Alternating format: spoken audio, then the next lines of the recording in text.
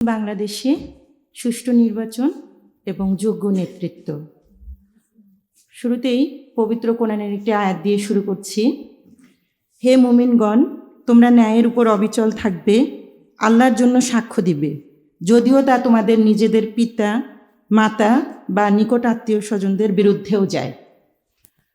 So এই যে আমাদের নতুন বাংলাদেশ, আসলে আমরা কেন বলছি নতুন বাংলাদেশ?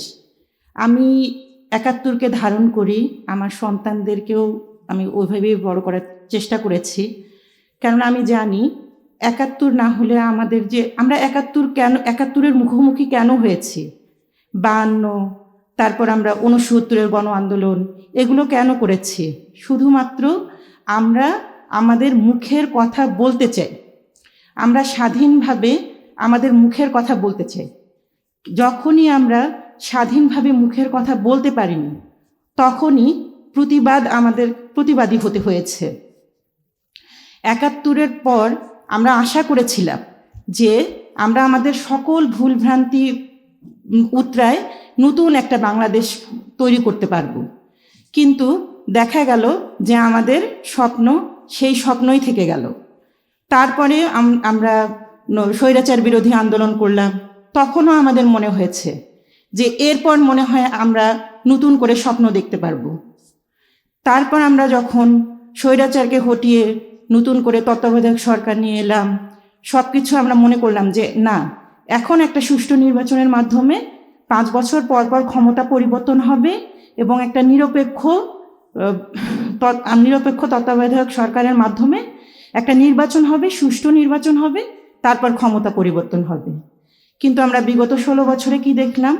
যে আমি এখন ২ সন্তানের মা, কিন্তু আমি ভোট দিতে পারিনি। তো একটা সময় শেষের দিকে ভোট দেওয়ার প্রতি অনীহা জেগে গিয়েছিল।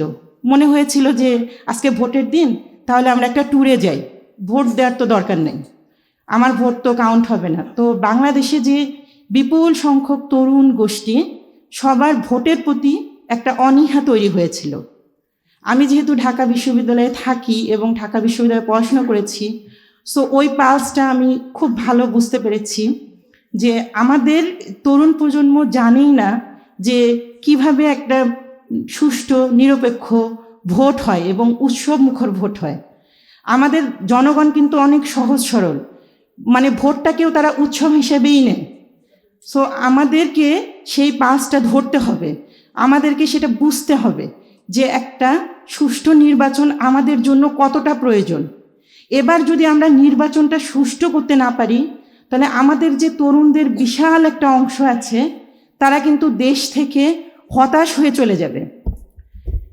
আমি যখন ইউরোপে পড়াশোনা করেছি, তখন দেখেছি যে আপনারা অ্যাম্বাসিগুলোতে গেলে দেখতে পাবেন যে মেধাবীদের দেশের বাইরে যাওয়া বা মেধা পাচারের সংখ্যা কি বিশাল পরিমাণ। তারা দেশে থাকতে চাচ্ছে না। আবার কিছু মেধাবী আছে যারা দেশে থাকতে চায়, কিন্তু তারা দেশে কাজ পাচ্ছে না। হ্যাঁ, এই সব কিছুর মূলে কিন্তু রয়েছে একটি সুষ্ঠু নির্বাচন এবং যোগ্য নেতৃত্ব। যখন একটি সুষ্ঠু নির্বাচন হবে, যখন আমাদের দেশের রাজনৈতিক ব্যক্তিগণ বুঝতে পারবে যে সে কোনোভাবে কারচুপি করে কোনো রকম পাওয়ার পলিটিক্স খাটিয়ে সে নির্বাচনে ভোট পাবে না, সে নির্বাচনে জয়ী হতে পারবে না, তখন সে ন্যায়ের পথে বা জনগণের সেবার পথ হতে বাধ্য থাকবে।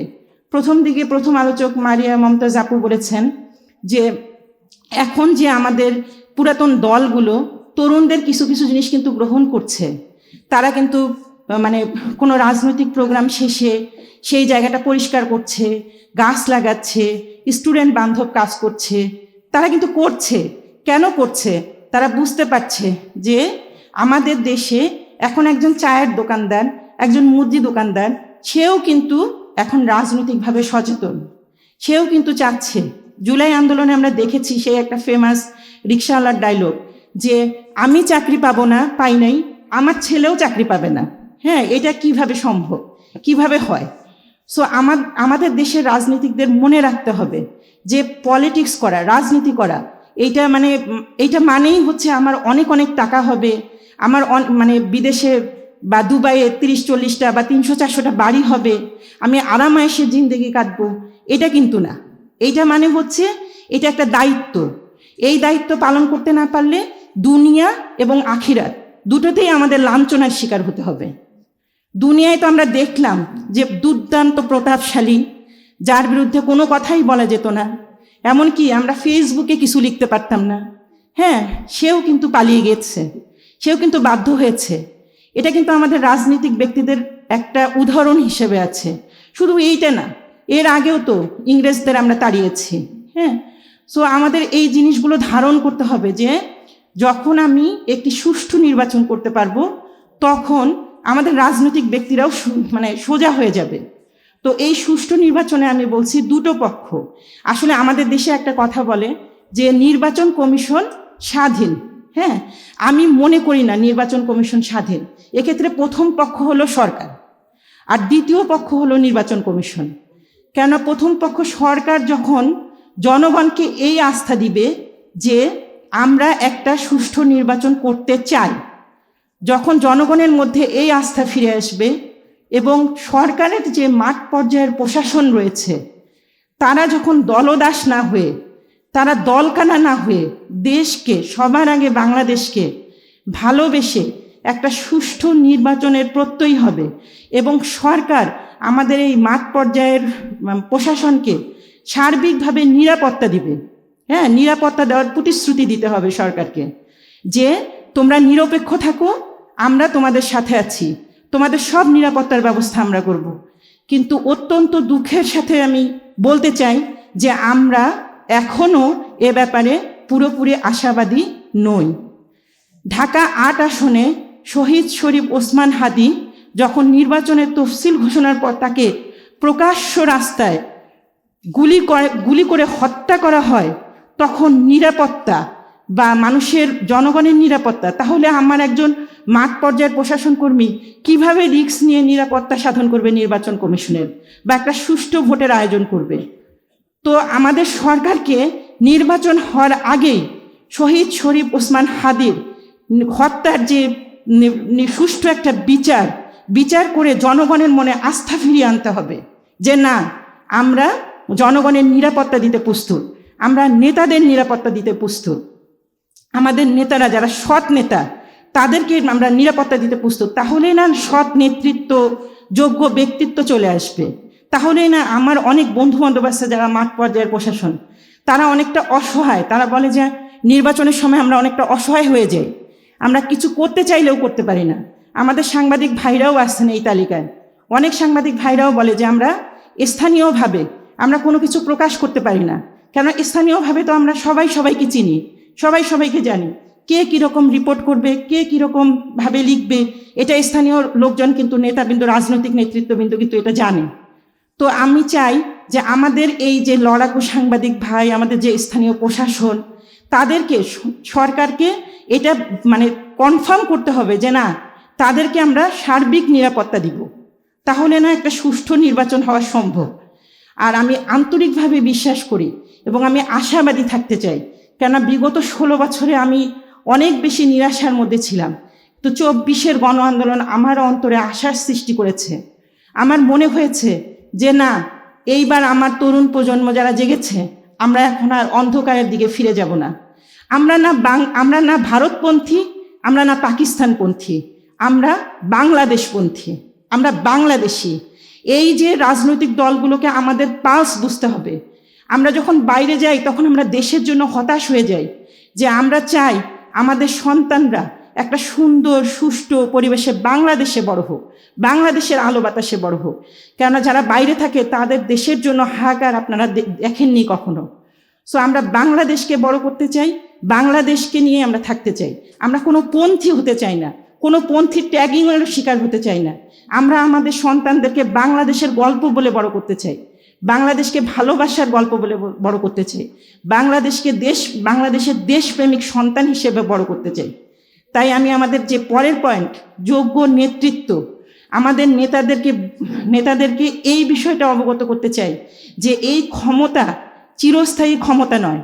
এই ক্ষমতা এমন একটা আগুন যে এই ক্ষমতায় পড়ে যে অন্যায়ের পথে পরিচালিত হয়, সে দুনিয়া এবং পরকাল দুটোতেই লাঞ্ছিত হয়।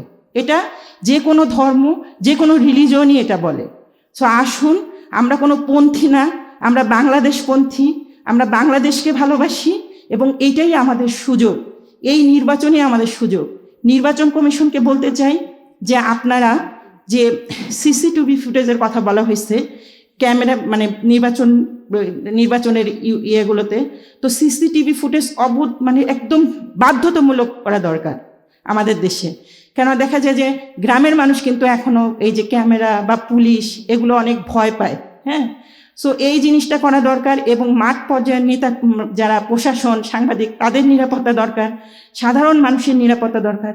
আপনারা যখন এই যে আপনারা একটা সুষ্ঠু নির্বাচন করতে চাচ্ছেন এবং আপনারা বলছেন বারবার ইন্টারিম যে আমরা একটা সুষ্ঠু নির্বাচন করতে চাই, আমরা দেখতে চাই যে সুষ্ঠু নির্বাচনের আগে আপনারা কি কি পদক্ষেপ নিয়েছেন। আপনারা আমাদেরকে জানান এবং হাদি হত্যার সুষ্ঠু বিচার করে আমাদেরকে প্রমাণ করে দিন যে আপনারা নিরপেক্ষ। বাংলাদেশ জিন্দাবাদ। অসংখ্য ধন্যবাদ ডক্টর জীবন্নেসাকে। আবার আলোচনার মাধ্যমে আমরা বুঝতে পারছি রাষ্ট্রের স্বার্থই হবে আমাদের সর্বোচ্চ বিবেচ্য বিষয়, যেখানে তরুণ প্রজন্ম।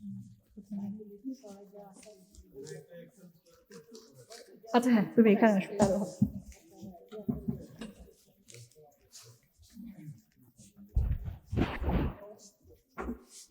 দেখে তোমার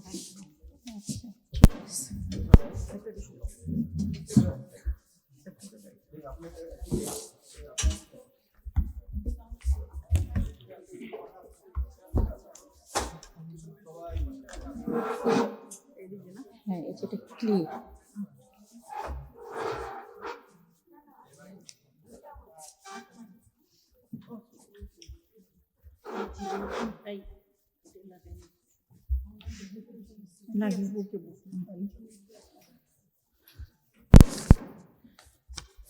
আউযুবিল্লাহি মিনাশ শাইতানির রাজিম, বিসমিল্লাহির রহমানির রহিম। আজকের গোলটেবিল বৈঠকের আলোচনার বিষয় নতুন